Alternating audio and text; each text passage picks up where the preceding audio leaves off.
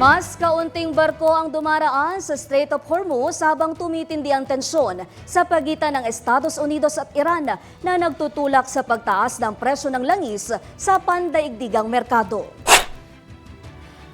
Patuloy na umiigting ang tensyon sa Strait of Hormuz matapos muling ipatupad ng Estados Unidos ang naval blockade sa mga daungan ng Iran. Nagbabala rin si US President Donald Trump ng karagdagang aksyon kung hindi muling makikipag-usap ang Tehran.